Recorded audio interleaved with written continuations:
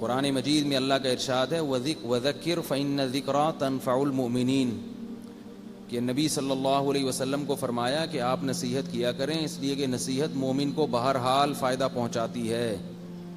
میں ایک واقعہ جلدی سے بہت ہی شارٹ سناتا ہوں تاکہ یہ جو بات کہہ رہا ہوں یہ سمجھ میں آ جائے۔ کئی دفعہ وہ سنا چکا ہوں، اس لیے بہت ہی مختصر۔ ہمارے حضرت کے پاس ایک نوجوان بیعت ہونے کے لیے آیا،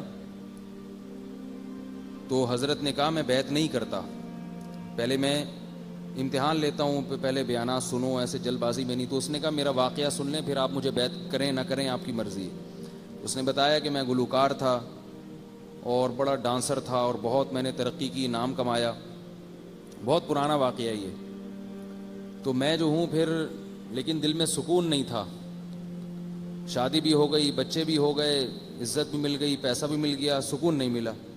تو خودکشی کا خیال آیا، تو رات کو میں بجلی کے کھمبے کے قریب گیا ہوں تار پہ لٹکنے کے لیے تاکہ اپنے آپ کو کرنٹ دے کے مار دوں۔ بالکل قریب جانے کے بعد مجھے خیال آیا کہ ایک دفعہ قرآن مجید کی تلاوت کر لو موت سے پہلے۔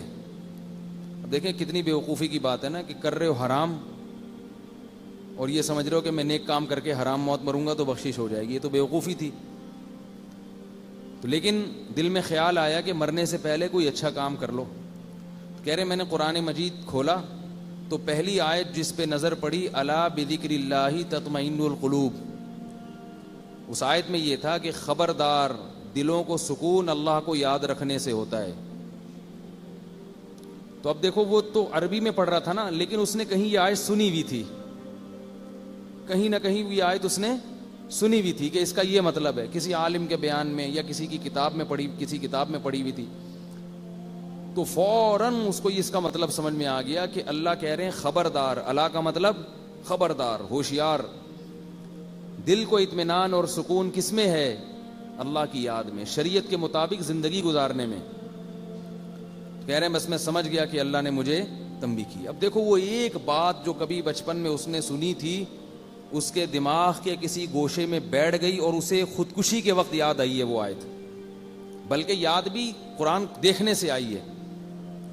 تو اس کا فائدہ ہو گیا نا، اس نے خودکشی کا ارادہ ترک کیا، داڑھی رکھی، گلوکاری سے توبہ کی، قرآن پہ محنت کی، بنوری ٹاؤن سے عالم بنے پھر وہ، اور پھر عالم بننے کے بعد حضرت سے بیعت ہونے کے لیے آئے، حضرت کے ہاتھ پہ بیعت ہوئے اور ایک ہفتے کے اندر انتقال ہو گیا۔ تو اس لیے نصیحت کی کوئی بھی بات ہو اس کو غیر ضروری نہ سمجھا کریں۔ اور یاد رکھو علماء کے جو بیانات یوٹیوب پہ جاتے ہیں نا، ان کے ویور بہت کم ہوتے ہیں، 1 لاکھ 2 لاکھ، یہ کوئی لسنر تھوڑی ہیں۔ کسی گلوکار کے دیکھ لو نا، 2 کروڑ 3 کروڑ ایسے پہنچے ہوئے ہوتے ہیں۔ تو کوئی گانا ہو اس کے 3-4 کروڑ تک پہنچے ہوئے ہوں گے، اور پتہ نہیں کتنے لوگوں نے اپلوڈ کیا ہوا ہوگا۔ وہ کوئی مزاحیہ کلپ ڈال دو اس کے کروڑوں تک پہنچ جائیں گے، علماء کے لاکھوں تک بمشکل پہنچتے ہیں۔ وجہ اس کی کیا ہے کہ یہ معاملہ ہے غیب کا۔ گانے کا مزہ، فلموں کا مزہ وقتی ہوتا ہے، اس کے بعد ٹھکائیے آخرت میں۔